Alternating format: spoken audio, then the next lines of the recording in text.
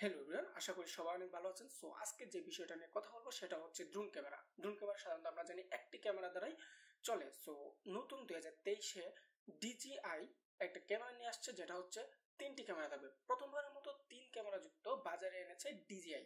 So DJI Mavic 3 Pro মডেলের এই drone কাজে লাগে একই সময়ে 3টি ক্যামেরা সমন্বয়ে ভিডিও ধারণ করা যাবে, ফলে সহজে ইউটিউব ও সামাজিক যোগাযোগ মাধ্যমে কন্টেন্ট নির্মাণের পাশাপাশি শুটিং বা জরিপের কাজও করা যাবে।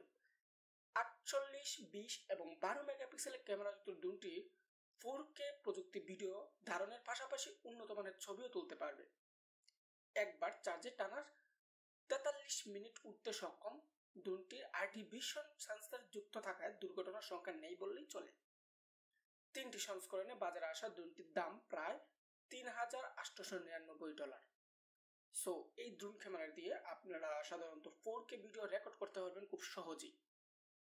আশা করি আপনাদের এই নিউজটা বা আপডেট যে গ্যাজেটটা আসছে সেটা নিয়ে আপনারা অনেক খুশি হবেন এবং নতুন একটা প্রযুক্তি যুক্ত হবে আমাদের মধ্যে, সেটা হচ্ছে 3 ক্যামেরা যুক্ত ড্রোন।